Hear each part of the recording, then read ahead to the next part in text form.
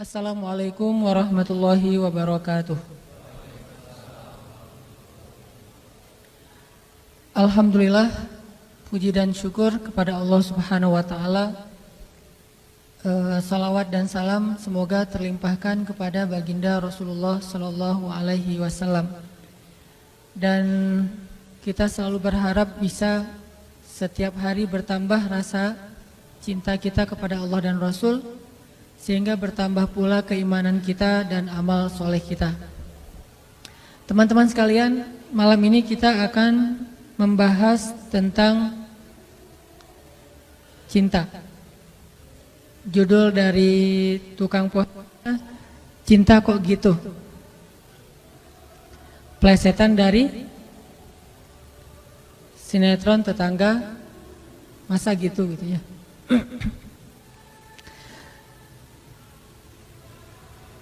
Pernah ngerasa kapok nggak dengan cinta? Ini pertanyaannya nggak keren. Pernah merasa kapok karena cinta? Nggak pernah? Pernah jatuh cinta? Jatuh cinta atau jatuh hati? Tertarik dengan hati atau tertarik dengan hawa nafsu?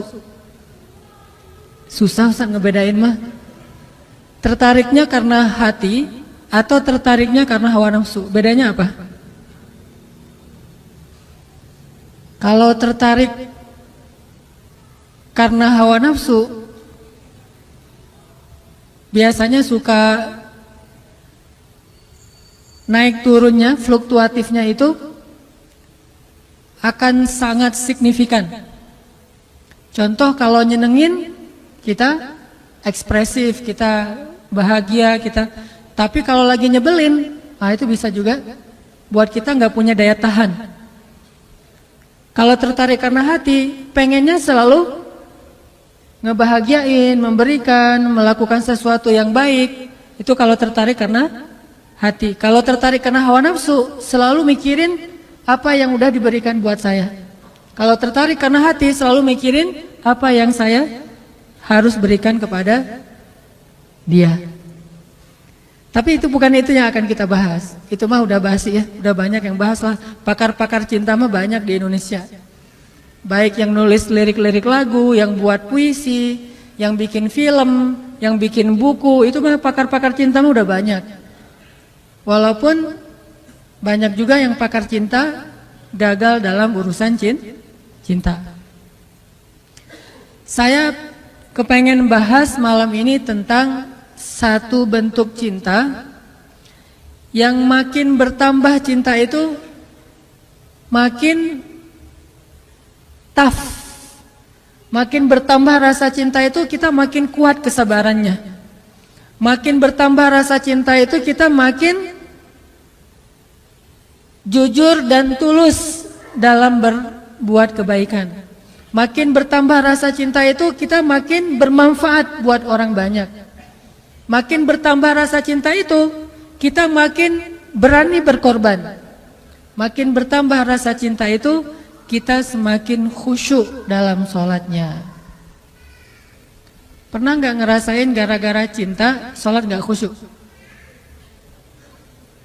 Pernah nggak? Gara-gara lagi mikirin tentang seorang laki-laki atau tentang seorang perempuan, sholat jadi nggak khusyuk. Pernah nggak yang di bawah sini nih, yang di lantai 1, gara-gara mikirin laki-laki jadi nggak khusyuk sholat? Pernah? Bahaya kalau pernah. Pernah nggak gara-gara mikirin cewek, ada satu sosok wanita yang kita banget, terus jadi nggak khusyuk sholat? Malu-malu? Kalau saya sih pernah, malah sering. Gara-gara mikirin perasaan kepada seorang cewek, jadi nggak nyaman sholatnya nih. Gara-gara habis ngelihat foto cewek, jadi nggak nyaman sholatnya. Saya mah sering banget kayak gitu. Dan cewek itu adalah istri saya sendiri. Kan enak ya, nggak perlu malu-malu. Makanya nikah. Gara-gara lagi ada masalah sama cewek yang kita sayangin, sholatnya nggak khusyuk. Malah agak-agak terkesan tell me gitu. Pas orang ngomong kita ya, tapi kita nggak konsen, lagi mikirin yang lain. Kenapa makin besar rasa cinta kita kepada seseorang itu kalau terganggu sedikit, buat kita nggak khusyuk di dalam sholat. Bahkan semakin besar dan menggebu-gebunya perasaan kita kepada seseorang yang belum halal, malah buat kita nggak khusyuk dalam sholat. Saya nggak percaya kalau ada orang yang bilang sejak ketemu dia saya jadi lebih khusyuk dalam sholat, bisa tahajud. Ini namanya talbis. Tahu talbis? Talbis itu kalau dalam bahasa kita tipu daya iblis. Dia bikin cinta yang terkesan syariat. Mana cinta yang terkesan syariat? Cinta yang dibumbui dengan nasihat untuk tahajud. Cinta yang dibumbui dengan nasihat untuk baca Quran. Cinta yang dibumbui dengan nasihat ikut taklim bareng yuk gitu. Nunggu di mana? Di persimpangan itu. Saya nggak bawa kendaraan, ya udah bareng aja. Masih mending kalau naik motor kelihatan orang, kalau naik mobil nggak kelihatan siapa-siapa. Belum lagi kaca-kacanya itu pada anti sensor ya. Nah ini awalnya sih pengen ikut taklim, pengen bangunin tahajud, tilawah Al-Quran. Udah sampai juz mana? Udah sampai juz 20. Kamu di mana? Dekat-dekatan kamu lah, nggak akan jauh, kayak gitu ya. Hebat ya, kamu dua berapa? 21. Kok bisa? Soalnya saya nggak baca juz 1 sampai 20, bacanya juz 21 doang. Di mana kamu, saya di situ. Ini artinya cinta-cinta yang dibumbui dengan religi. Saya nggak ngomong baik atau buruk, cuman cinta yang kayak gini nih biasanya agak-agak modus. Hanya ketika pacaran doang bisa kayak gitu. Udah selesai, nanti udah halal, udah nikah. Kalau dia bukan karena Allah, itu akan berubah. Pasti kayak gitu. Makanya kita akan bahas satu cinta yang makin nambah itu makin khusyuk sholatnya. Yang makin nambah cinta itu makin buat kita bersemangat beramal soleh. Yang makin nambah cinta itu buat kita semakin istiqomah. Yuk kita baca Al-Quran dulu. Coba teman-teman buka surat At-Taubah ayat 24. Surat At-Taubah ayat 24.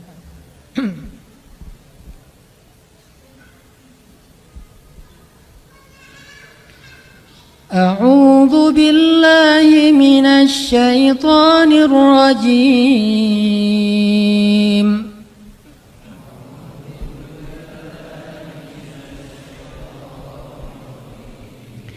Qul in kana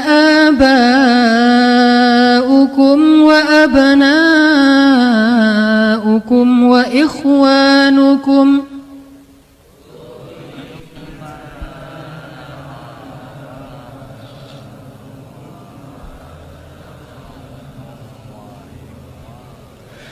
وإخوانكم وأزواجكم وعشيرتكم وأموال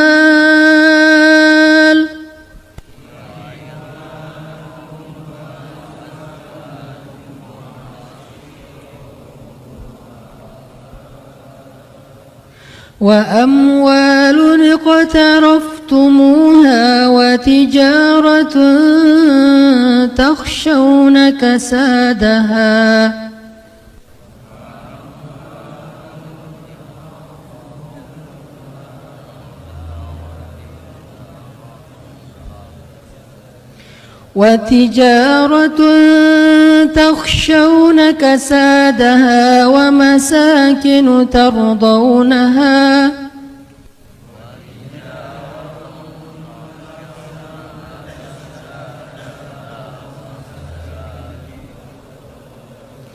ومساكن ترضونها أحب إليكم من الله ورسوله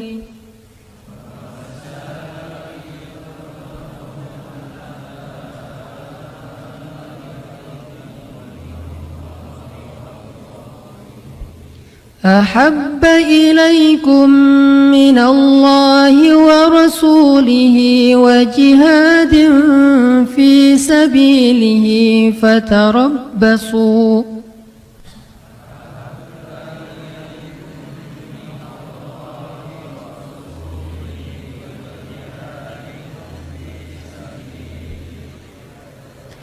فتربصوا حتى يأتي الله بأمره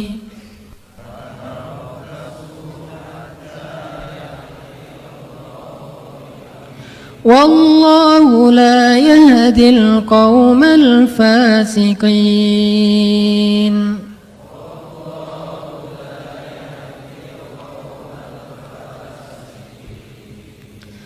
Katakanlah, jika ayah-ayah, anak-anak, saudara-saudara, istri-istri, serta keluargamu, harta kekayaan yang kamu usahakan, perniagaan yang kamu khawatirkan kerugiannya, dan tempat tinggal yang kamu sukai, lebih kamu cintai daripada Allah dan Rasul-Nya, dan dari berjihad di jalan Allah, maka tunggulah sampai Allah mendatangkan keputusannya kepadamu. Dan Allah tidak memberi petunjuk kepada orang-orang yang berbuat kefasikan. Shadaqallahul azim. Teman-teman yang dirahmati Allah Subhanahu wa taala, ayat ini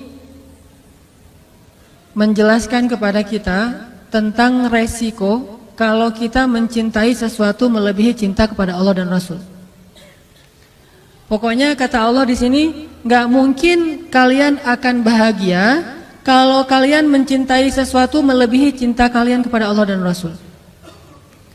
Gak mungkin kalian akan dapat apa yang kalian inginkan kalau kalian mencintai seseorang atau sesuatu melebihi cinta kalian kepada Allah dan Rasul. Itu gak mungkin. Bukan hanya gak mungkin, bahkan Allah mengancam dengan sebuah ancaman, fatarabbasu, hati-hati kalian, kata Allah. Artinya gak boleh seorang hamba itu menduakan cintanya kepada Allah dengan cintanya kepada makhluk. Itu nggak boleh. Kalau dia mencintai makhluk, harus karena Allah. Kalau dia mencintai makhluk bukan karena Allah, Allah bilang fatarabbasu, hati-hati. Makhluk itu kata Allah bukan orang yang jauh.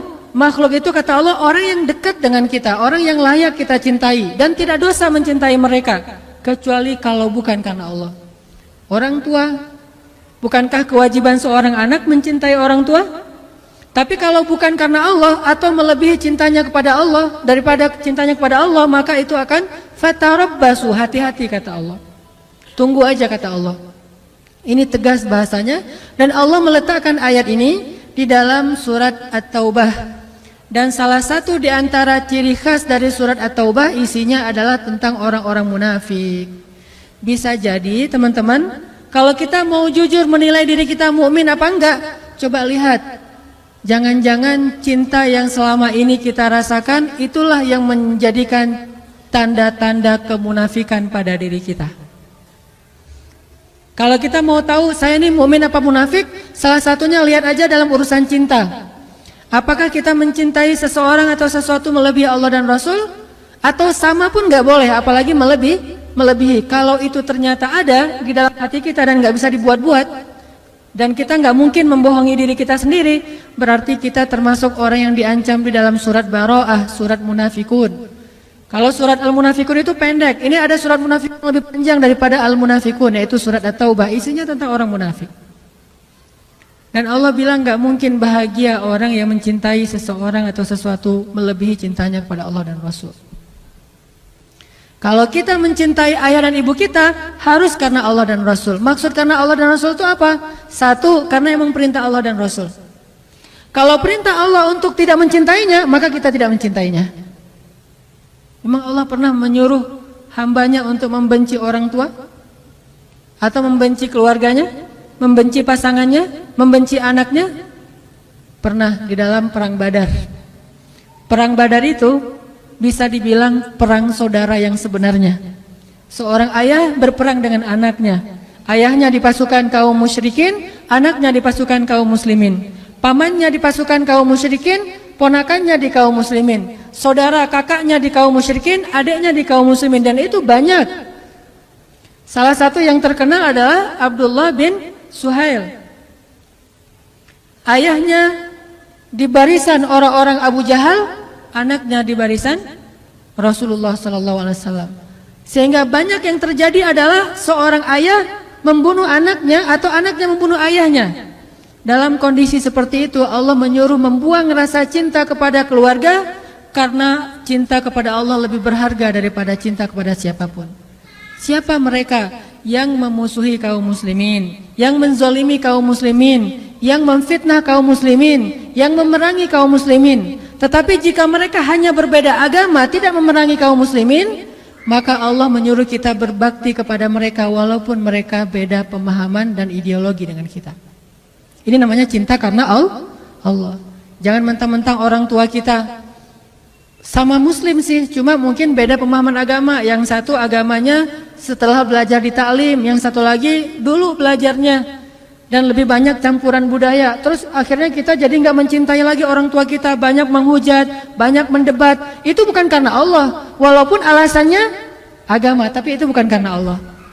Allah tetap menyuruh kita untuk wala taqul lahuma uffin. Allah tetap menyuruh kita untuk wa ashiruhunna bil ma'ruf, berbuat baik kepada istri kita, kepada anak kita, walaupun mereka mungkin belum menjadi orang yang taat.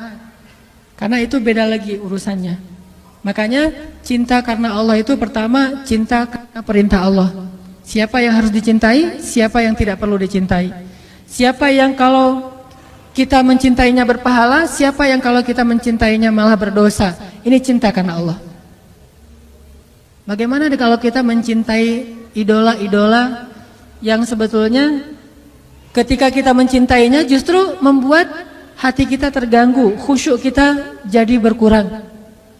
Mencintai seseorang yang kemudian kita tiru perilakunya yang tidak baik, berarti bukan karena Allah. Cewek-cewek misalnya ikut konser seorang penyanyi yang keren, terkenal, lagi ngetop, udah gitu seksi lagi, suaranya bagus, suaranya tuh berat banget. Kalau lagi main gitar tuh keren banget. Pas kita nonton konsernya histeris. Jangankan itu, histeris terhadap mayit suami aja dilarang ya. Boleh histeris terhadap mayit suami? Suaminya meninggal terus dia histeris. Teriak-teriak, namanya kan meratapi mayit. Itu nggak boleh, termasuk dosa besar. Apalagi histeris terhadap manggungnya orang yang bukan siapa-siapa bagi kita.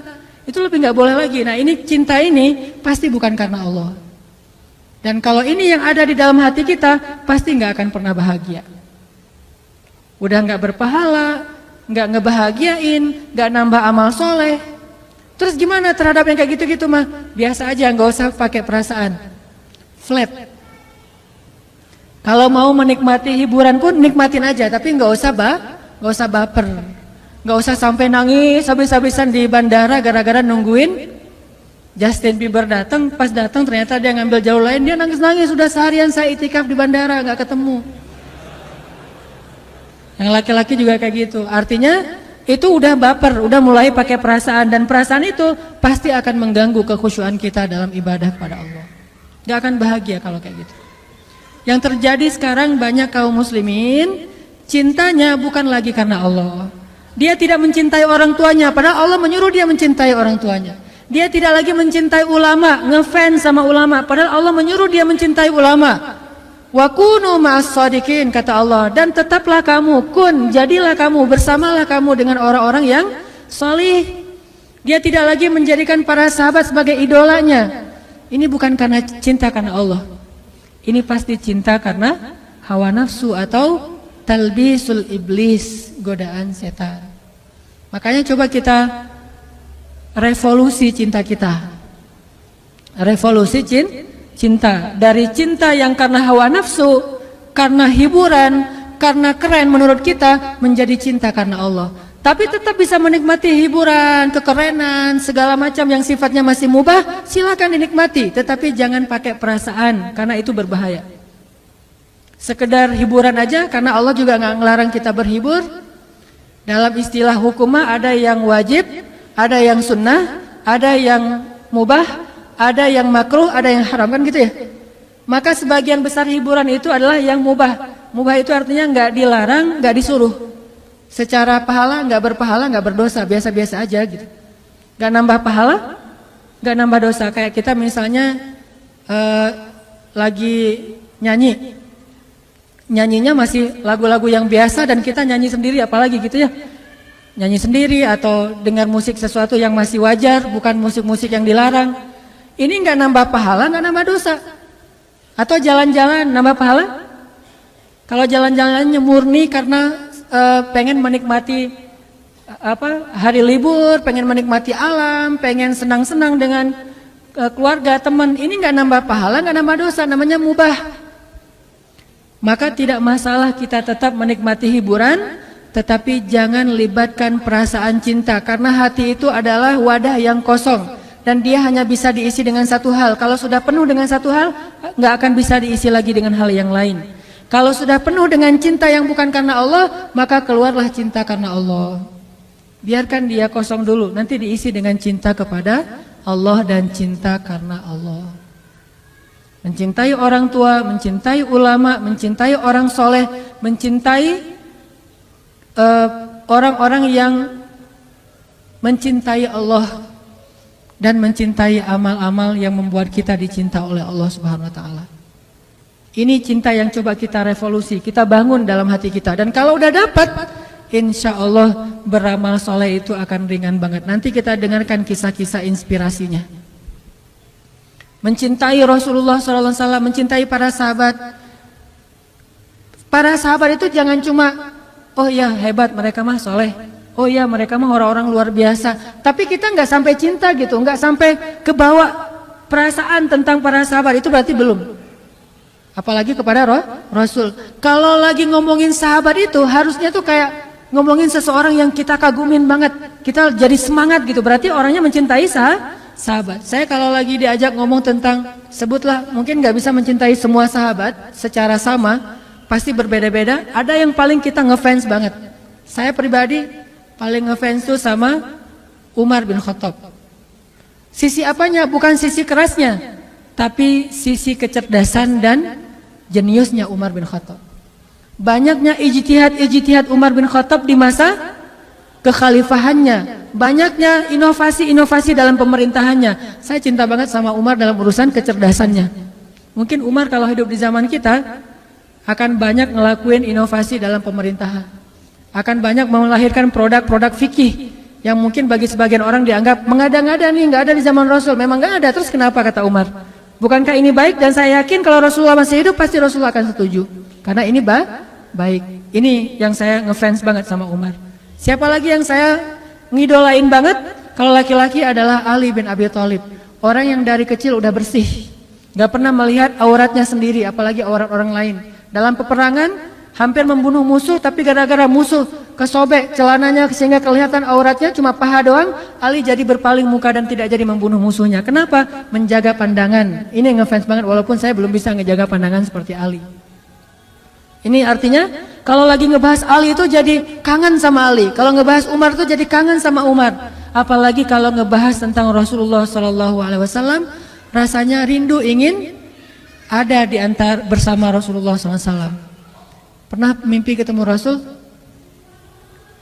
Berbahagialah teman-teman kalau yang pernah bermimpi ketemu Rasul. Walaupun kita nggak akan pernah ingat wajah Rasul, karena mustahil orang mengingat wajah Rasulullah kalau hanya ketemu dalam mimpi, mustahil. Kalau ada yang mimpi ketemu Rasul terus bisa menggambarkan sketsa wajah Rasul, itu adalah bisikan setan. Kalau mimpi ketemu Rasul, ketemu sih, cuma lupa wajahnya kayak gimana. Kata Nabi, siapa yang melihat aku dalam mimpi, maka dia seperti melihat aku dalam kenyataan.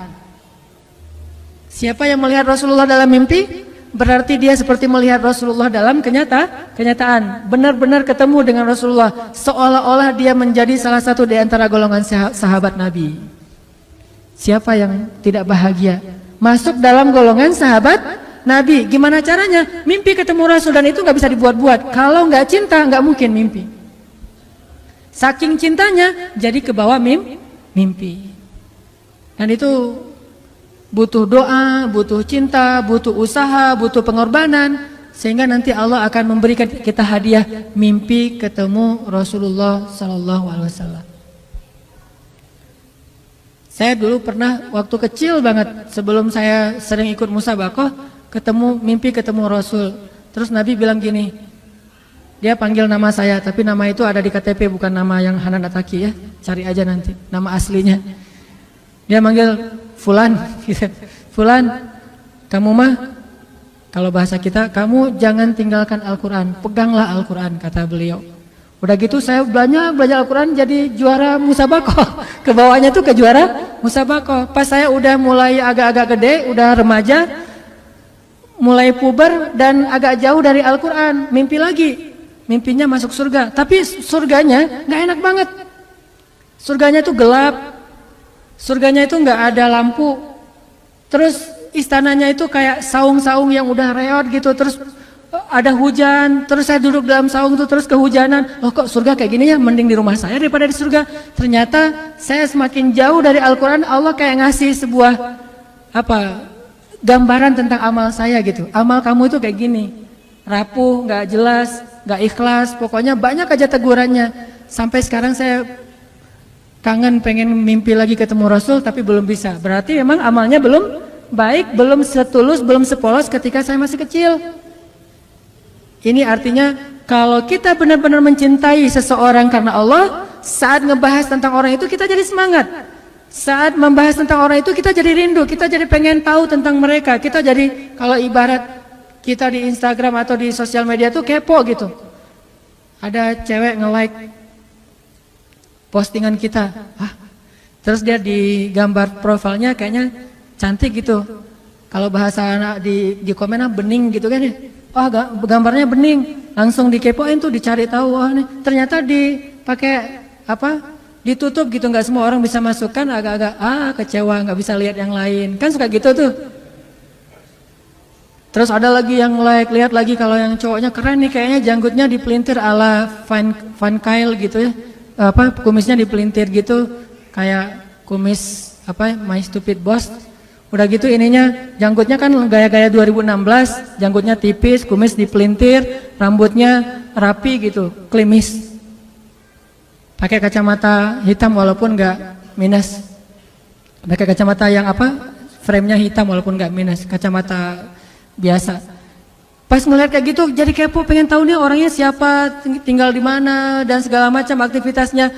Ini karena kita mulai pakai perasaan penasaran gitu. Apalagi kalau udah ada hubungan, harusnya kita kepada Rasulullah keponya dengan membaca sirah Rasul, keponya dengan membaca hadis Rasul, keponya itu dengan cara mencari tahu tentang sosok Rasulullah itu kayak gimana.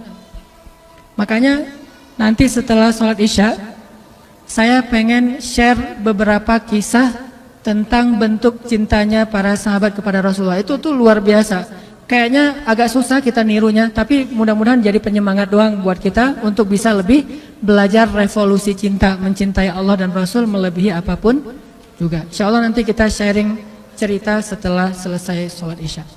Barakallahu bin Rabah, sahabat Nabi, merasa udah nggak kuat lagi tinggal di kota Madinah.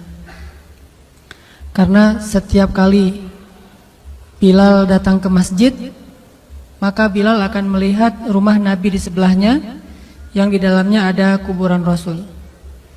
Jadi kalau kita bentuk cintanya adalah kangen pengen ke Masjid Nabawi, kalau Bilal justru karena saking cinta udah nggak kuat lagi berada di Masjid Nabawi. Karena orang yang dia cintai telah wafat. Sehingga sejak Rasulullah wafat, berkali-kali Bilal minta izin kepada Abu Bakar untuk ikut jihad dan gak pulang lagi ke Madinah, pengen tinggal di tempat yang lain. Tapi gak diizinkan oleh Abu Bakar, sampai akhirnya setelah sekian lama membujuk Abu Bakar bisa diizinkan, pergilah Bilal dan akhirnya Bilal tinggal di Syam. Kalau sekarang Suriah. Di sanalah Bilal menikah. Jadi selama ini dia asik dengan cintanya kepada Rasulullah sehingga gak sempat mikirin pernikahan. Jadi kalau masih ada yang ngerasa galau soal pernikahan, mending belajar mencintai Allah dan Rasul aja deh. Insya Allah nggak akan galau lagi soal kapan nikah, nggak apa-apa. Saya mah udah punya cinta yang besar, yaitu kepada Allah dan Rasul. Akan tersibukkan dengan sendirinya hatinya dengan cinta yang sebenarnya. Baru berangkat ke Syam. Sampai di Syam, Bilal menikah di sana. Menikah di sana, hidup di sana, sampai setelah beberapa tahun berada di Syam, akhirnya bergantilah pemerintahan dari masa Abu Bakar ke masa Umar bin Khattab. Setelah beberapa tahun di Syam, pada suatu malam Bilal menangis. Malam-malam dia bangun nangis, gerung-gerung gitu kayak anak kecil. Istrinya nanya, "Ya Bilal, ada apa? Ada apa? Kamu mimpi buruk?" "Enggak, justru ini mimpi baik." "Mimpi apa?" "Aku mimpi ketemu dengan Rasulullah SAW. Dan Rasulullah bersabda, siapa yang melihat aku dalam mimpi berarti dia melihat aku dalam kenyataan. Aku bertemu dengan Rasulullah di dalam mimpi dan Rasulullah berkata, ya Bilal, kami rindu kepadamu. Sudah lama engkau tidak mengunjungi kami ya Bilal. Setelah bangun dari mimpi itu, Bilal semakin rindu kepada Rasul, merasa bersalah udah lama gak menjenguk Rasulullah. Akhirnya Bilal pun memutuskan untuk, kalau bahasa kita mah umroh, memutuskan untuk ziarah ke makam Rasul. Berangkat Bilal dari Syam, umroh ziarah ke makam Rasul. Melihat Bilal masuk lagi ke kota Madinah, penduduk Madinah itu berasa seperti hidup lagi di zaman Rasul. Senang gitu, dan Umar sangat senang dengan kedatangan Bilal. Sehingga selesai Bilal sholat, selesai Bilal ibadah-ibadah sunnahnya, termasuk menjenguk atau berziarah ke makam Rasul dan Abu Bakar. Kemudian Umar berkata kepada Bilal, ya Bilal, sudah lama kami tidak mendengar suara azan darimu. Tolong kumandangkan sekali lagi azan seperti engkau mengumandangkannya di masa Rasul. Kami rindu ingin merasakan suasana di zaman Rasul. Benar Bilal, kata para sahabat yang lain yang ada di situ. Umar, kemudian Abdurrahman, beberapa orang sahabat, ya Bilal, azan, kami ingin mendengar suaramu seperti dulu kami mendengarnya di masa Rasul. Kata Bilal, saya tidak akan kuat. Kata mereka, Coba dulu kamu usahakan karena kami ingin sekali mendengarnya. Saya tidak akan kuat. Cobalah wahai Bilal demi kami supaya kami bisa semangat lagi dalam beramal soleh mengikuti perjuangan Rasulullah. Akhirnya karena udah dipaksa terus, Bilal pun mengumandangkan azan. Allahu Akbar, Allahu Akbar. Kota Madinah kaget mendengar suara Bilal. Orang-orang yang ada di rumah semuanya mengatakan, apakah Rasulullah sudah bangkit kembali? Apakah Rasulullah sudah bangkit kembali? Mereka semuanya kaget dan bahagia, seolah-olah Rasulullah sudah bangkit dari kematiannya. Seperti Isa seolah-olah diturunkan kembali setelah dia diangkat ke langit. Satu kota Madinah tuh kaget bahagia gitu. Kayak seorang ibu yang kehilangan anaknya tiba-tiba mendengar suara anaknya dari jarak dekat dan ingin dipeluk segera anaknya itu. Saking rindunya mereka kepada Rasulullah. Allahu Akbar, Allahu Akbar. Pasar yang tadinya ramai tiba-tiba sepi mendengar suara Bilal yang masih sayup-sayup. Asyhadu an la ilaha illallah. Semuanya berlari keluar dari tempat-tempat kerja mereka, dari pasarnya, dari rumahnya. Semuanya berlari ke masjid, ingin memastikan apakah Rasulullah sudah dibangkitkan kembali. Bahagia semuanya. Apakah Rasulullah sudah dibangkitkan? Apakah Rasulullah sudah hidup lagi? Semuanya bertanya dengan pertanyaan yang sama. Asyhadu an la ilaha illallah. Semuanya semangat datang ke masjid, ngumpul, ramai banget. Kemudian ketika Bilal mengatakan, Asyhadu anna Muhammadar Rasulullah. Asyhadu anna, nggak sanggup lagi Bilal, berhenti di situ. Kemudian Bilal menangis dengan suara nangis yang luar biasa kerasnya. Lalu satu masjid menangis, lalu satu kota Madinah menangis. Sehingga para ulama mengatakan tidak pernah kota Madinah menangis sedahsyat mereka menangis hari itu kecuali ketika Rasulullah wafat. Cuma 2 kali menangisnya kota Madinah paling dahsyat. Satu hari ketika Rasulullah wafat, kedua hari ketika Bilal kembali mengumandangkan azan dan mengucapkan asyhadu anna Muhammadar Rasulullah. Semuanya menangis. Semuanya merasa kehilangan Rasulullah. Semuanya merasa bahwa mereka ingin kembali di zaman ketika Rasulullah masih hidup. Lalu mereka bertanya setelah semuanya selesai menangis, ya Bilal, kenapa kamu tadi menangis? Kata Bilal, dulu biasanya kalau saya selesai mengumandangkan azan, saya akan datang ke hujrahnya Rasul. Hujrah Rasulullah itu kamarnya Rasul, rumah kecilnya Rasul. Selesai azan saya akan datang ke rumahnya Rasulullah dan memanggil, ya Rasulullah, as-salah, as-salah. Rasulullah nggak keluar sampai mendengar suara Bilal memanggil beliau secara khusus. Udah selesai azan, Bilal manggil Rasul, ya Rasulullah, as-salah, as-salah. Baru Rasulullah keluar dengan wajah berseri-seri. Sekarang bagaimana saya akan memanggil Rasulullah sedangkan Rasulullah sudah bersama kekasihnya yaitu Allah Subhanahu wa taala. Menangis lagi satu masjid, satu kota Madinah. Pokoknya hari itu adalah hari berkabung sekota Madinah. Hari menangisnya kota Madinah, saking rindunya mereka kepada Rasulullah. Bagaimana dengan kita ketika mendengar suara azan dan muazin mengucapkan nama Rasulullah sallallahu alaihi wasallam? Di situ kelihatan apakah kita mencintai Rasulullah lebih dari apapun juga setelah Allah Subhanahu wa taala? Kalau tidak, fatarabbasu, hati-hati. Kalau tidak, fatarabbasu, tunggu aja. Na'udzubillah min dzalik, berarti masih ada kemunafikan dalam hati kita.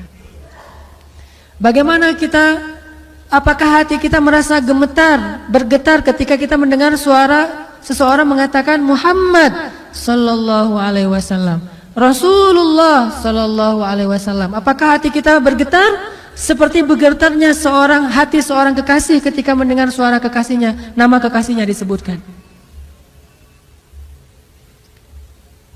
Kalau yang pernah jatuh cinta banget, jatuh cinta berat, pasti tahu banget gimana rasanya ketika ada seseorang yang menyebutkan nama orang yang dia cintai. Pasti berubah suasana perasaannya, hatinya, ekspresi wajahnya, itu pasti. Kalau yang pernah merasakan cinta berat. Kalau yang belum pernah, ya tanya aja ke yang udah pernah. Itu pasti tuh. Namanya misalnya ditulis di mana? Saya pernah ya, pas saya lagi umroh, di hotel itu ada satu gate, nama gate-nya itu nama istri saya. Langsung saya fotoin, cekrek. Langsung saya send ke istri saya, ini nama kamu ada di gate yang masuk ke masjid. Namanya ada di gate salah satu hotel di Mekah.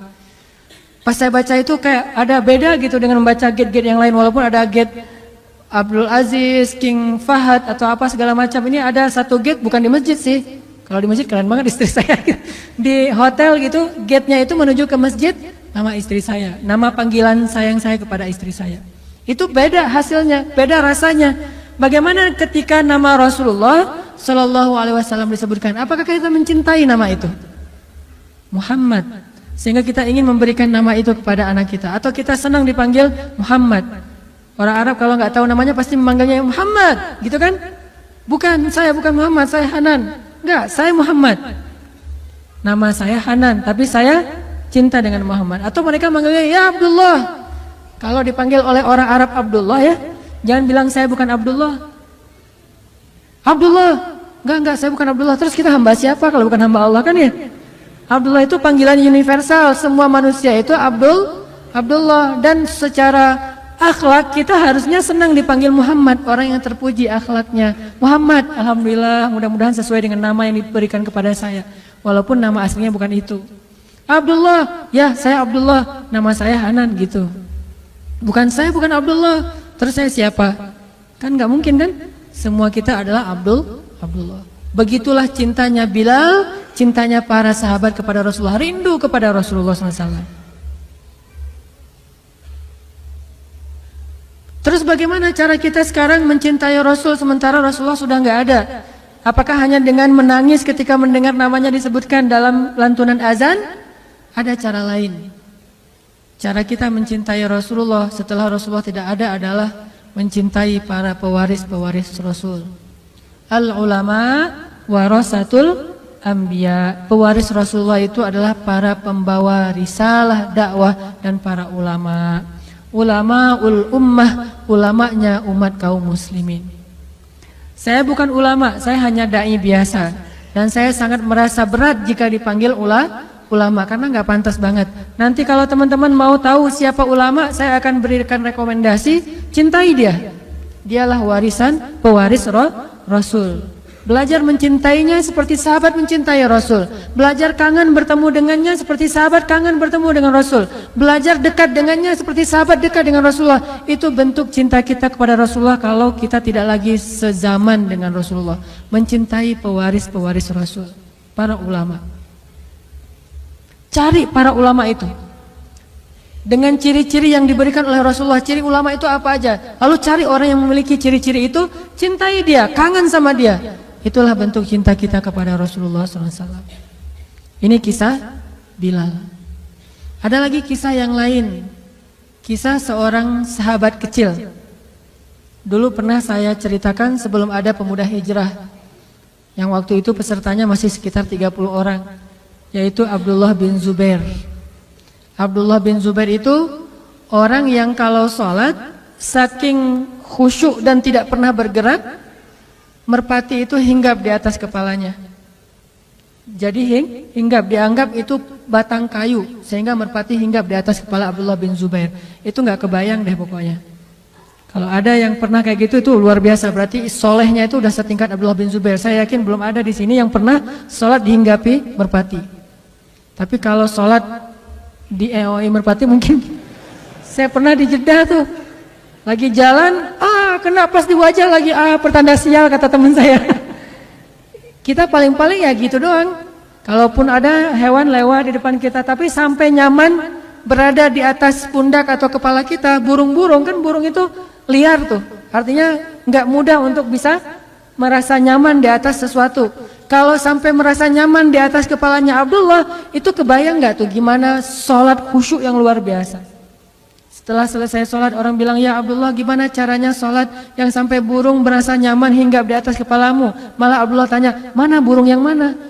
Saking khusyuknya nggak ngerasa burung di atas kepalanya. Kalau kita, saya makan punya zikir khusus gitu. Udah mulai ada pengkultusan. Atau kalau kita nyamuk aja, banyak nyamuk tadi ya, sholat di sini mah nyamuk di kaki dia, kurang nggak ada autan, sofel apa segala macam. Kita nyamuk lewat aja sadar banget menghilangkan khusyuk. Abdullah merpati hinggap di atas kepalanya, ditanya gimana caranya, dia bilang merpati yang mana, nggak sadar tuh ada merpati. Saking khusyuknya. Abdullah bin Zubair, dia adalah anak pertama yang lahir di kota Madinah dari orang muhajirin. Anak pertama dari orang muhajirin yang lahir di kota Madinah. Artinya tahun pertama hijrah dia lahir. Berarti Rasulullah wafat usianya berapa? Ketika Rasulullah wafat, usia Abdullah berarti berapa? 10 tahun. Anak kecil kan? Baru kelas 4 SD, 10 tahun. Nah, ada adegan anak di bawah 10 tahun. Berarti ini adegan ini sebelum Rasulullah wafat. Berarti kurang dari 10 tahun tapi udah punya cinta yang besar kepada Rasulullah. Berbahagialah kalau kita punya anak yang cinta kepada Allah, cinta kepada Rasul, cinta kepada orang-orang soleh. Ini udah punya percikan-percikan kesolehannya Abdullah bin Zubair. Dan harus punya anak kayak gini. Makanya saya kemarin, walaupun saya nggak layak dicintai kayak gitu, tapi saya ngelihat sesuatu yang inspiring dari salah satu anak teman-teman kita di sini, yang dia kangen dengan ustadz yang menurut dia soleh, walaupun kenyataannya nggak soleh. Cuma ya nggak apa-apa lah, husnuzan dia ya mudah-mudahan jadi kenyataan. Dia kangen dengan ustadz itu, pengen ketemu ustadz itu, udah lama gak ketemu. Ini baik. Sama kayak Abdullah bin Zubair yang mencintai Rasulullah SAW. Pasti usianya masih di bawah 10 tahun, karena Rasulullah wafat dia 10 tahun. Gimana bentuk cintanya? Suatu saat Rasulullah sedang bekam, ngeluarin darah. Ketika darahnya udah keluar, Rasulullah bilang ke Abdullah, tolong buang darah ini ke tempat yang gak ada yang lihat, gak ada yang tahu. Oh ya siap ya Rasulullah, sami'na wa ata'na. Ambil darah itu, dia pergi lama, datang-datang senyum-senyum. Kata Rasulullah, kamu buang di mana ya Abdullah? Saya buang ke tempat yang tidak ada yang tahu kecuali saya dan Allah dan saya. Hah? Di mana itu ya Abdullah? Rasulullah curiga, terus Rasulullah tanya, ya Abdullah, kamu telan darahnya, kamu minum? Iya ya Rasulullah. Diminum sama dia coba. Darah Rasul diminum sama anak usia di bawah 10 tahun. Kenapa ya Abdullah? Ya Rasulullah, saya tidak rela setetes darahmu ini dinikmati oleh makhluk yang lain. Saya lebih pengen menikmatinya daripada yang lain. Daripada saya buang dinikmati sama semut segala macam, mending saya ya Rasulullah, karena saya mencintaimu ya Rasulullah. Coba lihat ekspresi anak kecil di zaman Rasul. Ditelan darah Rasulullah, dan darah bekam itu nggak sedikit, bisa 1 labuh tuh. Minimal setengah labu, nelan darah karena saking cintanya. Siapa yang ngajarin? Nggak ada yang ngajarin, itu ekspresi aja. Karena emang dia cinta banget sama Rasulullah, gila dengan cintanya kepada Rasulullah, sampai akhirnya dia minum darah yang kalau bahasa kita darah kotor, tapi Rasulullah nggak punya darah kotor. Diminum sama dia, terus Rasulullah kemudian mengatakan tidak akan dimakan oleh api neraka seseorang yang di dalam tubuhnya ada darah aku, yaitu Abdullah bin Zubair, salah satu yang dijamin tidak akan masuk api neraka. Lalu Rasulullah mendoakan Abdullah bin Zubair, mendoakan khusyuknya sholat, mendoakan syahidnya, sehingga dia meninggal dalam keadaan dibunuh, kemudian jasadnya digantung di Ka'bah. Kan ada tuh adegan di masa seorang penguasa yang sangat zalim, setelah masa Ali bin Abi Thalib, Abdullah bin Zubair dibunuh, kemudian jasadnya digantung di Ka'bah beberapa hari tapi tidak membusuk. Berharap ibunya Asma binti Abi Bakar, kakaknya Aisyah, mengambil jasadnya dengan memohon-mohon kepada si pembunuh. Setelah lama ditunggu, ibunya nggak datang-datang, membiarkan jasad anaknya tergantung. Akhirnya si pembunuh ini yang putus asa, datang ke Asma. Ya Asma, anak kamu sudah saya gantung, kok kamu nggak datang-datang? Kok kamu nggak bermohon kepada saya supaya saya turunkan jasad anakmu dan dikuburkan? Kata Asma, yang saya tahu bukan kamu yang telah mencelakakan dia, tapi dia yang mencelakakan kamu nanti di akhirat. Demi Allah, saya tidak akan menghinakan diri saya dengan cara memelas kepadamu untuk menurunkan jasad anak saya. Akhirnya diturunkan sendiri sama pembunuhnya, diturunkan, akhirnya diserahkan kepada keluarga. Abdullah bin Zubair, anak kecil, apa yang telah dia dapatkan dari Rasulullah SAW? Ilmu apa sehingga dia mencintai Rasulullah lebih daripada apapun? Bahkan dia rela meminum darah Rasulullah. Kemudian ada Abdullah yang lain, namanya Abdullah bin Umar, anaknya Umar bin Khattab, sniper, ulama pula, banyak ilmu dan jago nembak, jarang meleset. Abdullah bin Umar pernah ketika suatu hari dalam jamuan makan bersama Rasulullah, biasanya yang di sebelah kanan Rasulullah itu Abu Bakar, kemudian Umar, kemudian orang-orang yang seniornya para sahabat. Kali ini di sebelah kanannya Rasulullah itu langsung duduk Abdullah bin Umar. Langsung dia masuk ke tengah-tengah sahabat, langsung duduk sebelah Rasulullah, nggak mau diganggu, udah gini di samping Rasulullah. Kemudian para sahabat heran, Abdullah kenapa kayak gitu? Anak-anak yang lain pada main, dia mah duduk di sebelah Rasulullah. Kemudian Rasulullah tersenyum, ya Abdullah, maukah kamu memberikan tempat ini kepada yang lebih tua? Kata Abdullah, tidak ya Rasulullah. Ke yang lain dia mau, ke Abdullah, tidak ya Rasulullah. Saking cintanya kepada Rasulullah, tidak ya Rasulullah. Kenapa ya Abdullah? Saya tidak rela makanan pertama yang engkau sentuh akan disentuh oleh orang lain sebelum saya. Saya ingin makanan yang disentuh oleh Rasulullah, roti yang disobek oleh Rasulullah, maka bekas sobekan Rasulullah, kalau perlu bekas minumnya Rasulullah dari gelas itu ingin diminum oleh Abdullah bin Umar. Kayak gitu ekspresi cintanya Abdullah kepada Rasulullah. Coba. Kenapa? Karena mereka tahu tidak ada yang lebih layak dicintai setelah Allah daripada Rasulullah. Ini yang kita coba belajar. Tidak ada yang lebih layak kita habis-habisan dalam urusan perasaan dan cinta kecuali Allah dan Rasulullah. Kemudian yang lain itu pun karena Allah dan Rasul.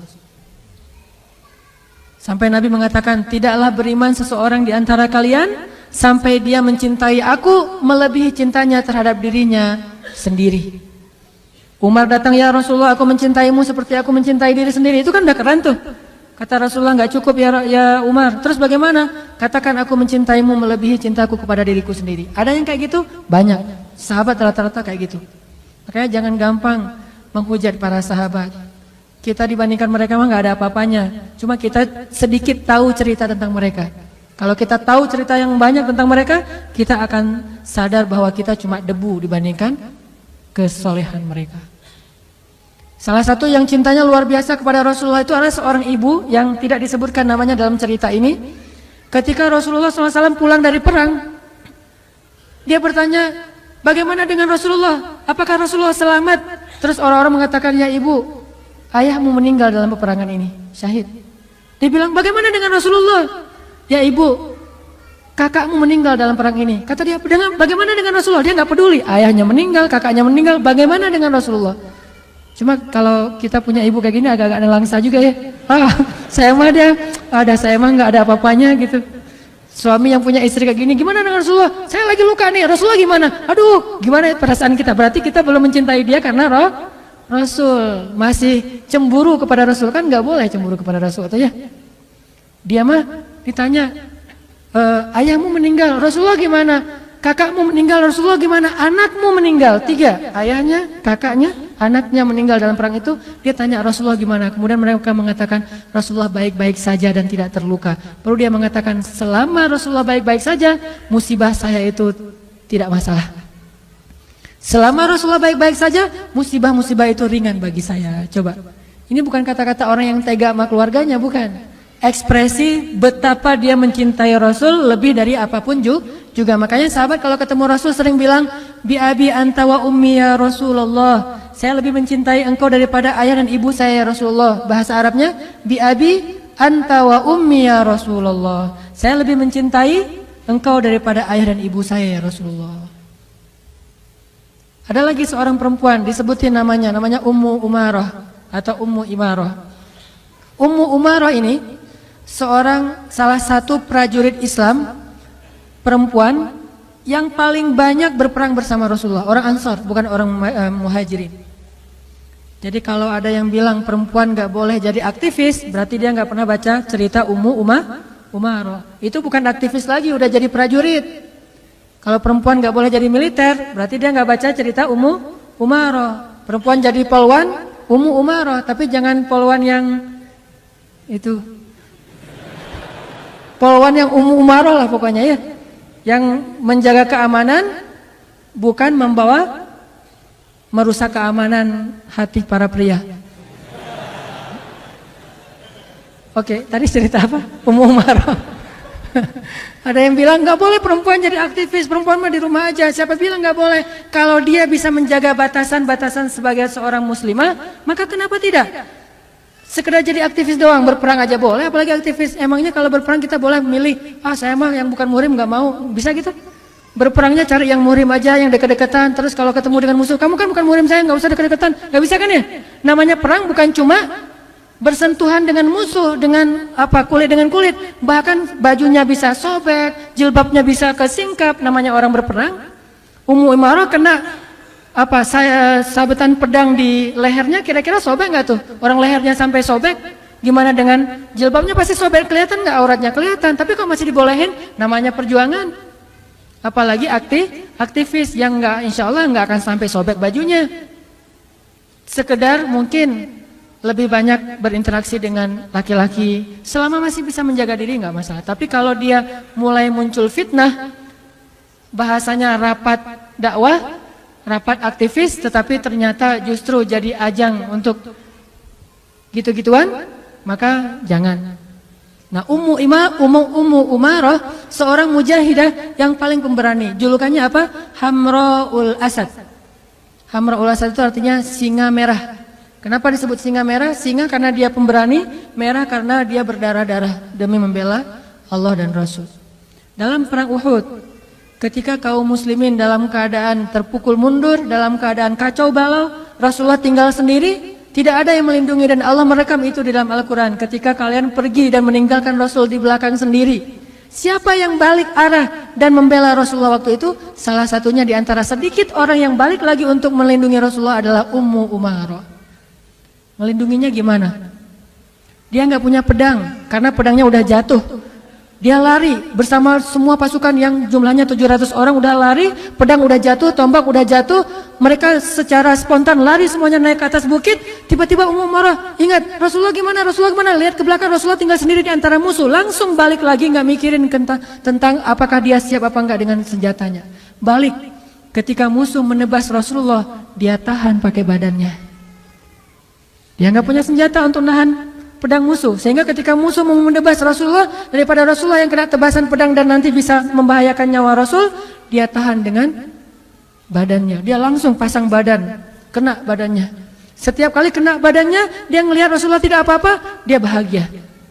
Kemudian dilempar tombak oleh musuh, dia tahan lagi dengan badannya, sehingga di tubuhnya ada lebih dari 20 luka bekas tombak, panah, dan sayatan pedang demi menjaga dan melindungi Rasulullah.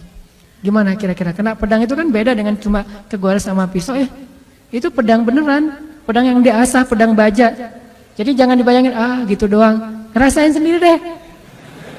Itu susah gitu. Kalau kita cuma baca sejarah sekilas doang kita nggak akan menghayati. Makanya kalau baca sejarah hayatin dulu baru tahu gimana perjuangan mereka. Itu luar biasa. Kalau kena peluru meninggal oke. Kalau kena pedang kan nggak meninggal, tanggung kan ya. Sakit tapi nggak mati gitu. Kalau kena peluru sakit langsung mati. Nggak tahu sih kalau yang benar nggak gitu, matinya udah nggak sakit. Katanya kalau udah mati nggak sakit lagi, jadi udah selesai gitu. Tapi kalau kena pedang sampai 20 sayatan pedang gimana tuh rasanya tuh? Sobek seluruh tubuhnya, termasuk yang paling parah itu bagian lehernya. Dia tahan lehernya. Mungkin kalau kita pertama banget, pas Rasulullah mau kena, kita tahan, oke lah karena belum tahu rasanya gitu ya. Wah saya tahan deh pakai tubuh saya deh. Oh ternyata sakit, oh nggak jadi deh. Kan bisa aja gitu.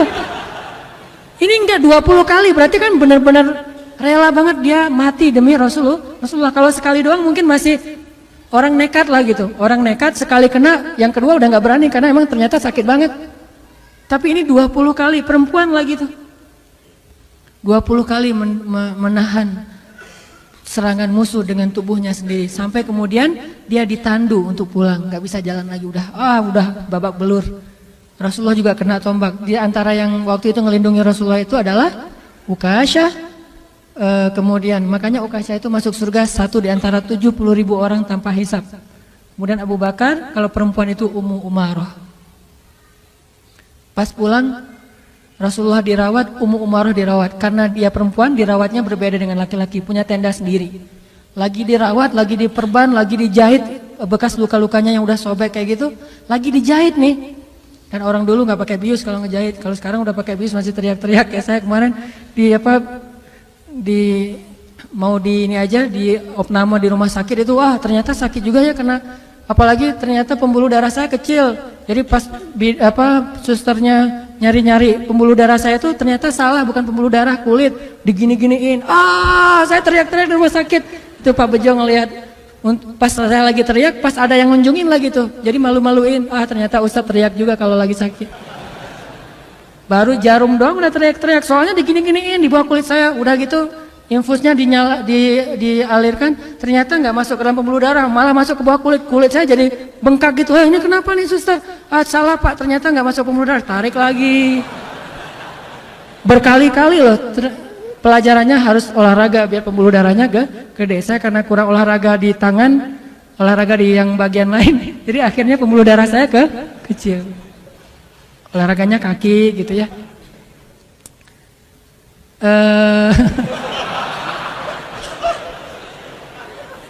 Astagfirullahaladzim. Terbawa suasana. Apa tadi? Ummu Umarah lagi dijahit gitu ya. Sobek tuh, lukanya lagi dijahit. Maka Rasulullah bertanya bagaimana keadaan Ummu Umarah. Rasulullah khawatir dengan nasib Ummu Umarah. Akhirnya Rasulullah datang ke tendanya Ummu Umarah dan bertanya, "Assalamualaikum." Kan di luar tenda tuh. Jangan mentang-mentang merasa saya mah Rasul nggak akan kegoda, main masuk aja enggak. Rasulullah aja yang Rasul nahan. Assalamualaikum. Waalaikumsalam. Man, kata Ummu Umarah, siapa? Rasulullah. Langsung Ummu Umarah berdiri coba. Lagi diperban, lagi dijahit, lagi dalam keadaan sakarat kayak gitu. Pas tahu Rasulullah yang datang langsung berdiri, langsung nutup semua luka dia. Dia nggak mau Rasulullah tahu kalau dia itu luka parah. Sehingga Rasulullah jadi sedih. Kan gara-gara ngebelain Rasulullah dia kayak gitu kan. Nggak enak sama Rasulullah. Langsung dia berdiri sampai menetes darahnya dari jilbab dan sorban yang menutupi luka itu. Berdiri, ya Rasulullah, gimana keadaan engkau ya Rasulullah, gimana keadaan engkau? Rasulullah mengatakan, alhamdulillah saya baik-baik saja. Bagaimana kamu ya Ummu Umarah? Alhamdulillah saya masih sehat aja, nggak apa-apa ya Rasul, nggak apa-apa. Coba, bisa nggak kayak gitu? Susah banget tuh bisa kayak gitu tuh. Kalau kita pasti ya Rasulullah, udah lihat kan gimana pengorbanan saya. Pantas sih ngomong kayak gitu, cuma Ummu Umarah nggak mau ngomong kayak gitu. Ya Rasulullah nggak apa-apa, benar-benar nggak mau sama sekali memberatkan Rasulullah baik fisiknya ataupun perasaannya.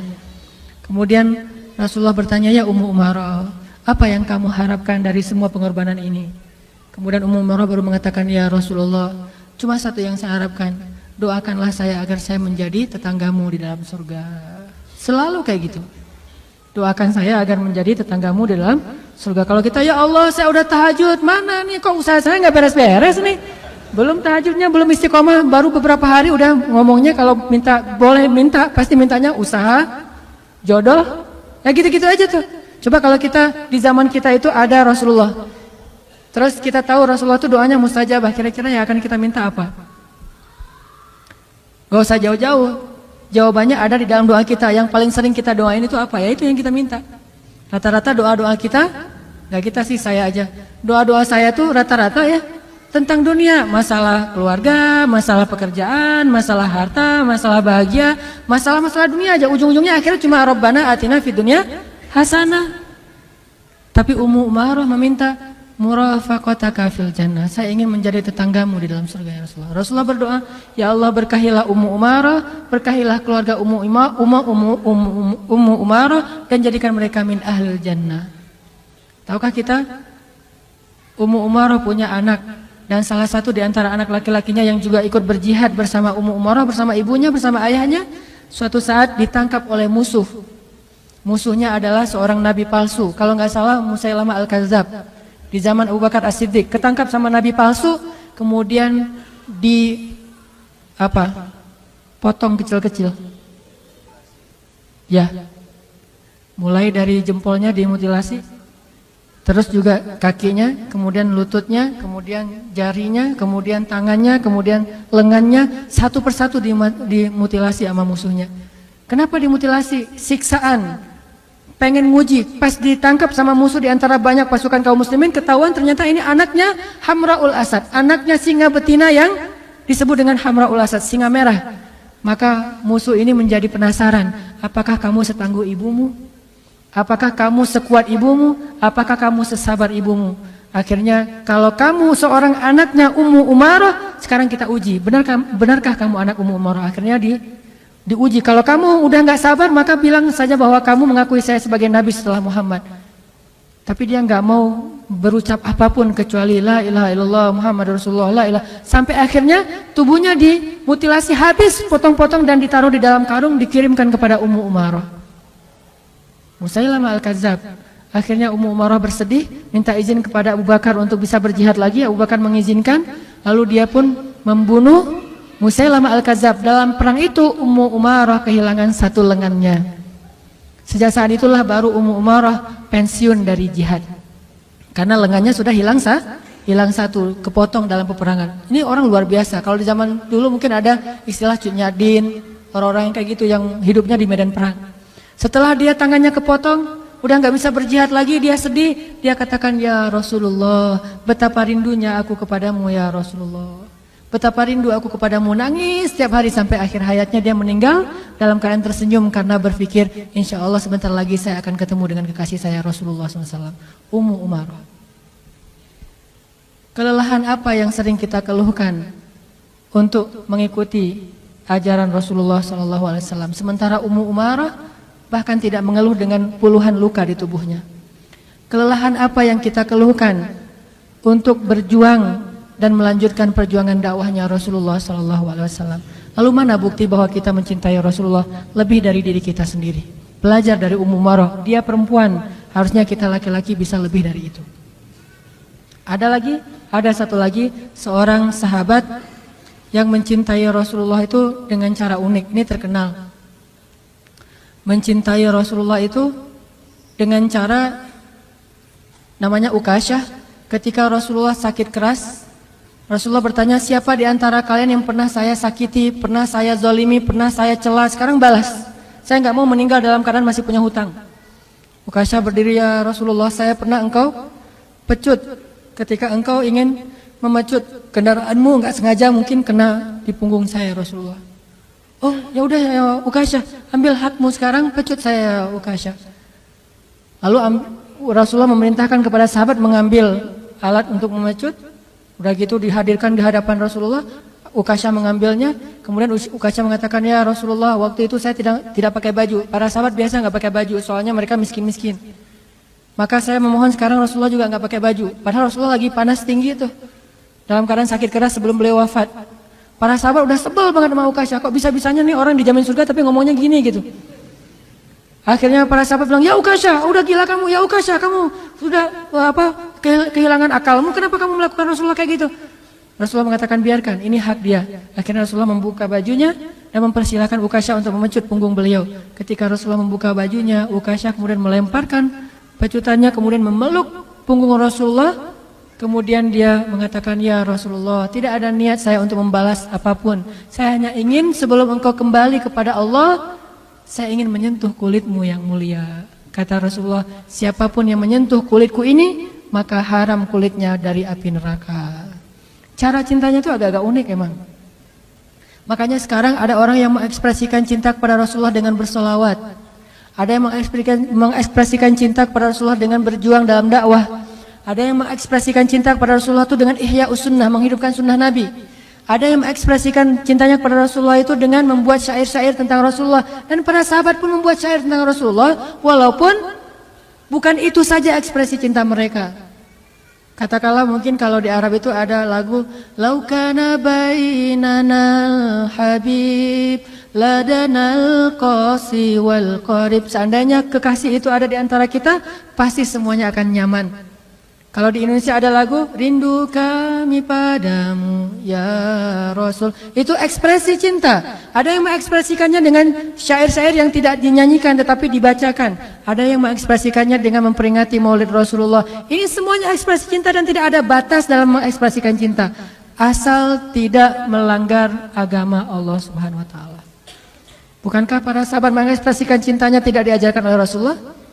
Apakah Ukasyah disebut bid'ah dengan cara mengekspresikan cintanya dengan memeluk tubuh Rasulullah? Ya Ukasyah ini bid'ah, saya nggak pernah ngajarin. Nggak pernah Rasulullah bilang kayak gitu. Namanya orang mengekspresikan cintanya kan ya. Begitu juga dengan tadi Abdullah bin Zubair meminum darah. Bukankah darah itu sesuatu yang haram? Tetapi dia minum dan khusus untuk Rasulullah ada pengecualian. Dan Rasulullah nggak mengatakan bahwa ini tidak pernah saya ajarkan. Kenapa kamu lakukan wahai Abdullah? Tidak, itu ekspresi cinta. Selama tidak melanggar syariat, ekspresikan cinta kita dengan cara-cara yang baik.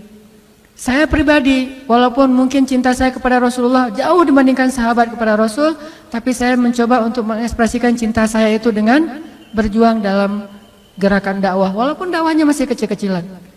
Motivasi saya adalah Rasulullah dulu berjuang, saya ingin meneruskan perjuangannya semampu saya. Inilah ekspresi cinta kita kepada Rasulullah SAW. Maka teman-teman sekalian, kalau kita rindu sama Rasul, ingin ketemu dengan Rasulullah nanti di akhirat, seperti Fatimah bertanya, ya ayah, nanti di padang mahsyar kalau saya rindu sama ayah, pengen ketemu, ketemunya di mana? Kata Fatimah. Kata Rasulullah, kalau kamu pengen ketemu dengan saya wahai Fatimah, tunggulah saya di Telaga Al-Kautsar. Rasulullah itu nanti di padang mahsyar ada di Al-Kautsar. Kalau di Sirat ada di awal Sirat. Kalau nabi yang lain itu ada di akhir Sirat. Bedanya Rasul dengan nabi yang lain yang jumlahnya ribuan, nabi-nabi yang lain itu melintasi sirat dulu, terus nunggu umatnya di ujung sirat sambil mengatakan Allahumma salim salim, Allahumma salim salim, ya Allah selamatkan umat kami, selamatkan umat kami. Mereka ada di ujung sirat, tapi Rasulullah tidak di ujung sirat, beliau ada di awal sirat. Setiap umatnya datang, maka beliau akan membantu. Siapa yang dibolehkan oleh Allah untuk dibantu, maka akan beliau bantu dengan syafaat yang Allah izinkan. Nanti di surga Rasulullah ada di Firdaus, di padang mahsyar Rasulullah ada di Kautsar, di Sirat beliau ada di awal titian Sirat, dan surga beliau ada di Firdaus. Makanya kalau berdoa kata Rasul, berdoalah dapat Firdaus yang puncak, Firdaus al-A'la. Kenapa? Disitulah singgasana Rasulullah SAW.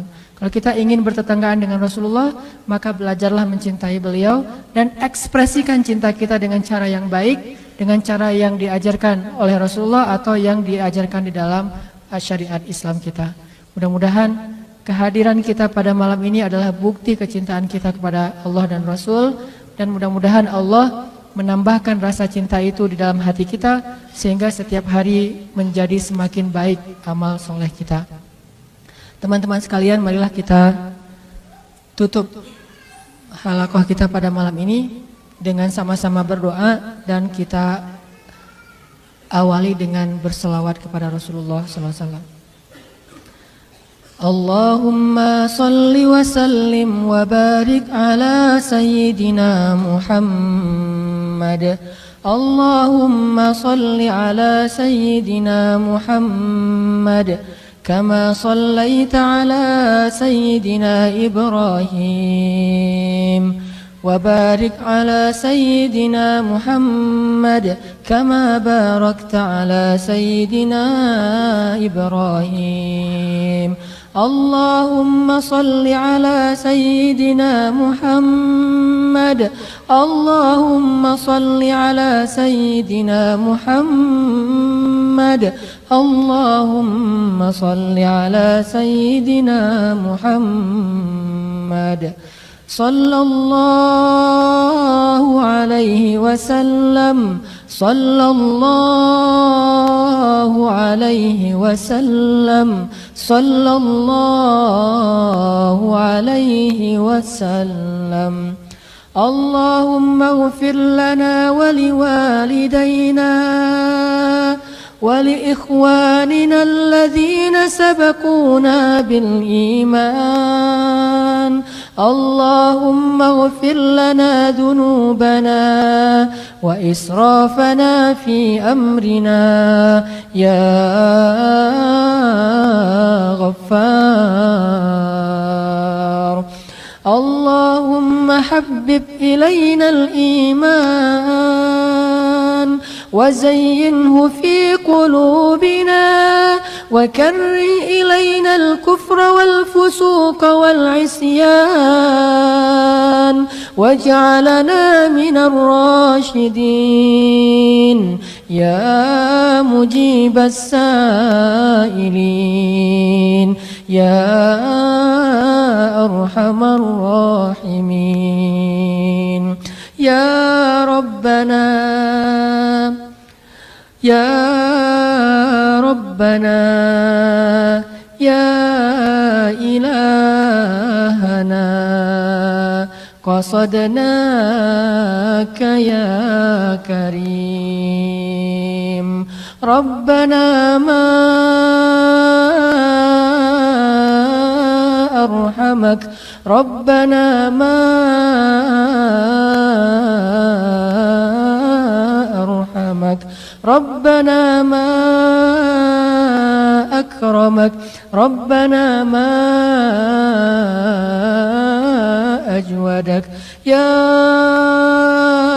الله يا رب السماوات والأرض يا ربنا يا غفار يا غفور اغفر لنا يا غفار اغفر لنا يا غفار اغفر لنا ذنوبنا يا غفور وإن لم تغفر لنا وترحمنا لنكونن من الخاسرين فإن لم تغفر لنا فمن يغفر الذنوب إلا أنت يا الله يا الله يا الله يا الله يا الله يا الله يا الله يا الله أجب دعانا يا الله أجب دعانا يا الله وتقبل منا يا الله قصدناك يا كريم قصدناك يا رحيم قصدناك يا شكور قصدناك يا رب العالمين يا الله إلهنا ya Rabbana, hanya kepada Engkau kami memohon segala permintaan ya Allah. Kami sadar tidak ada gunanya kami meminta kepada selain Engkau ya Allah. Meskipun mereka mencintai kami, tetapi mereka tidak memiliki segala sesuatu seperti yang Engkau miliki ya Allah. Semua kami ini fakir di hadapan-Mu ya Allah, dan Engkau maha kaya ya Allah. Kami ini lemah di hadapan-Mu dan Engkau maha perkasa ya Allah. Kami hina dina di hadapan-Mu dan Engkau maha mulia ya Allah. Kami rendah di hadapan-Mu dan Engkau maha tinggi ya Allah. Kami hanya hamba di hadapan-Mu dan Engkau penguasa alam semesta ya Allah. Ya Rabbana, Sepenuhnya kami adalah milik-Mu ya Allah. Diri kami dan hati kami adalah milik-Mu ya Allah. Hidup kami adalah milik-Mu ya Allah. Sesungguhnya kami semua adalah milik-Mu ya Allah. Dunia dan akhirat adalah milik-Mu ya Allah. Hidup dan mati adalah milik-Mu ya Allah.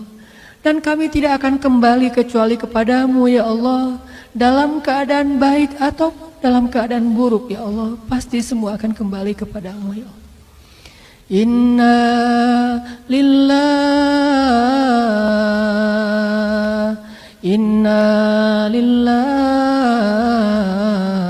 kami semua milik-Mu ya Allah. Wa inna ilaihi raji'un, dan pasti kami semua akan kembali kepadamu. Pasti ya Allah, kami akan kembali kepadamu ya Allah. Tidak ada keraguan sedikit pun, pasti kami akan kembali kepadamu ya Allah. Cepat ataupun lambat, sekarang ataupun nanti, hari ini ataupun esok, ataupun suatu saat, pasti kullu nafsin za'iqatul maut. Semua kami pasti akan merasakan kematian yang pernah dirasakan orang-orang sebelum kami ya Allah. Sesoleh para anbiya pun akan wafat ya Allah. Dan sedurhaka Fir'aun juga akan mati, dan semua dikembalikan kepadamu ya Allah. Kami takut ketika kami kembali kepadamu dalam keadaan kotor ya Allah. Kami takut ketika kami kembali kepadamu Engkau belum menerima taubat-taubat kami ya Allah. Kami takut ketika kami kembali kepadamu, kembalinya kami di hari yang paling celaka dalam hidup kami ya Allah. Kami takut ketika kami kembali kepadamu, kami masih menyimpan sombong di dalam hati kami ya Allah. Sedangkan Rasul-Mu mengatakan tidak akan masuk surga orang yang di dalam hatinya ada kesombongan walaupun sekecil zarah ya Allah. Bersihkanlah hati kami ya Allah. Kami takut kembali kepadamu dalam keadaan su'ul khatimah ya Allah. Ampunkanlah dosa-dosa kami ya Allah. Jika hari ini adalah hari terakhir dalam hidup kami, maafkanlah kekurangan dari amal-amal kami hari ini ya Allah. Dan terimalah taubat kami ya Allah. Jika Ramadan kali ini mungkin adalah Ramadan terakhir bagi kami ya Allah, jadikanlah Ramadan kali ini adalah Ramadan terbaik dalam hidup kami ya Allah. Jangan Engkau biarkan sehari pun berlalu dengan sia-sia ya Allah, karena kami tidak tahu apakah ada kesempatan yang lebih baik daripada Ramadan setelah ini ya Allah. Beri kami hidayah ya Allah, agar kami bisa menggunakan waktu kami sebaik-baiknya ya Allah. Beri kami hidayah ya Allah, agar kami bisa beramal sebanyak mungkin sebelum kami kembali kepadamu ya Allah. Karena harta yang kami kumpulkan tidak lagi bermanfaat bagi kami nanti di akhirat ya Allah. Keluarga yang kami banggakan tidak lagi bisa menolong kami nanti di akhirat ya Allah.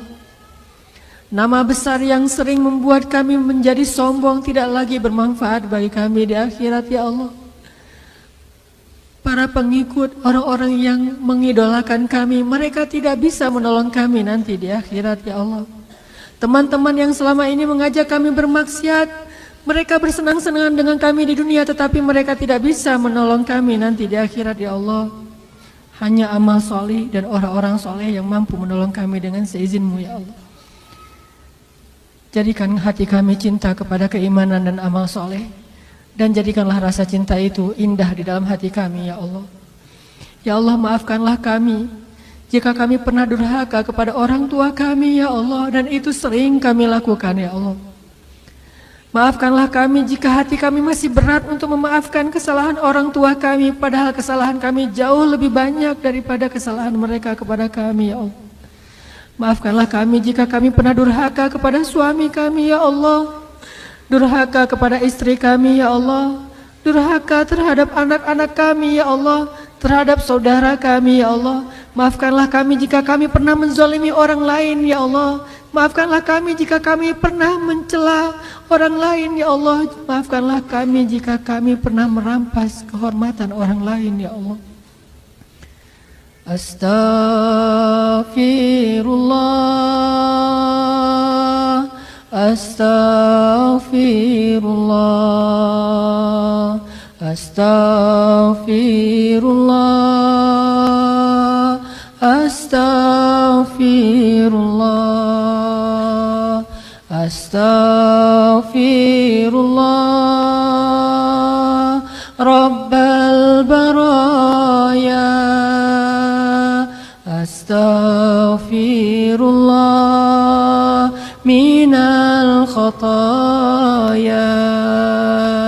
Ampunkanlah ya Allah dosa-dosa hamba ya Allah. Apalah guna hidup hamba ya Allah jika mati dalam keadaan pendosa ya Allah. Apa guna harta hamba ya Allah jika mati tidak punya amal ya Allah. Apa guna pengikut hamba ya Allah setelah mati kami sendiri di dalam kubur ya Allah. Apa guna kesombongan dan kebanggaan ya Allah jika mati kami tidak membawa apa-apa ya Allah. Apa guna dunia dan seisinya ya Allah jika kekekalan hanya ada di akhirat ya Allah. Sadarkanlah hati kami ya Allah, jangan biarkan kami tertipu oleh dunia ya Allah. Jangan biarkan kami silau dengan fata morgana ya Allah. Jangan biarkan hidup kami sia-sia ya Allah.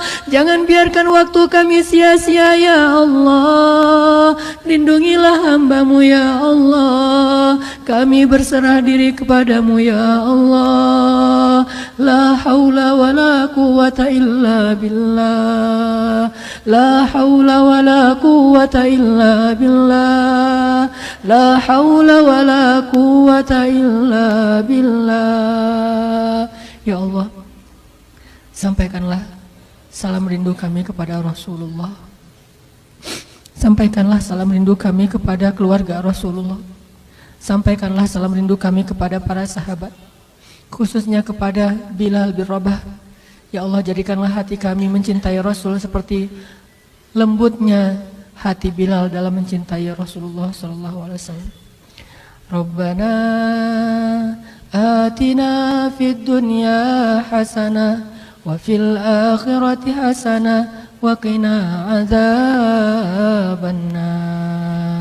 Subhanakallahumma wa bihamdika asyhadu an la ilaha illa anta astaghfiruka wa atubu ilaik. Assalamualaikum warahmatullahi wabarakatuh.